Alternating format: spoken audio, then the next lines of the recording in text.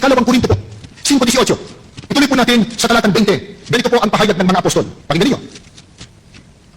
Datapot ang lahat ng mga bagay ay pawang sa Diyos, na pinakipagkasundo tayo sa Kanya rin sa pamamagitan ni Kristo at ibinigay sa amin ang ministeryo sa pagkakasundo sa mga bagay na ang Diyos kay Kristo ay pinakipagkasundo ang sanlibutan sa Kanya rin, na hindi ibinibilang sa kanila ang kanilang mga kasalanan at ipinagkatiwala sa amin ang salita ng pagkakasundo. Kami ngay mga sugo sa pangalan ni Kristo na waring namamalikan Diyos sa pamamagitan namin. Kayo'y pinamamalikan namin sa pangalan ni Kristo na kayo'y makipagkasundo sa Diyos. Kanino po ipinagkaloob o ipinagkatiwala ang makaalam ng salita ng Diyos na nakalihim sa hiwaga sa mga tunay na sugo ng Diyos. Ngayon basahin natin ng walang chop-chop. Verse 18, ang Diyos ang gumawa ng lahat ng ito. Sa pamamagitan ni Kristo, ibinilang niya aming mga kaibigan at hindi nakaaway at pinagkatiwalaan niya kami upang maglingkod nang sa gayon ang mga tao ay maging kaibigan rin niya. Ano ba yung context nitong 2 Corinthians 18-20? Pwede nating makita yan mula sa verse 11. Basahin nyo na lang sarili nyo.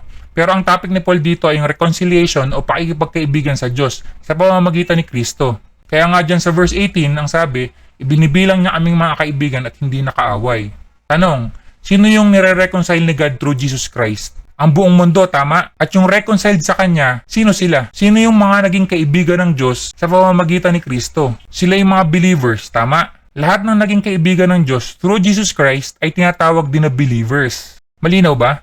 Verse 19, ang ibig sabihin, sa pamamagitan ni Kristo, ang mga tao ibinilang ng Diyos na kaibigan at hindi na niya tinatandaan ang kanilang mga kasalanan.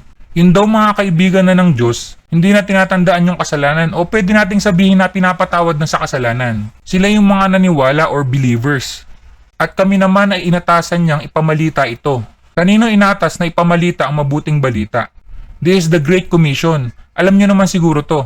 Go therefore and make disciples of all nation. Kanino ina-address to?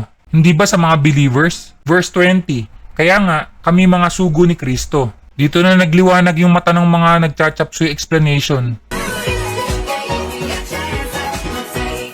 Ang Diyos mismo ang nakikiusap sa inyo sa pamamagitan namin. Kami nakikiusap sa inyo alang-alang kay Kristo. Maipagkasundo kayo sa Diyos. Ang salitang ginamit sa Greek ay presbyomen or ambassadors. Pag sinabing ambassador, ang ibig sabihin niyan parang representative.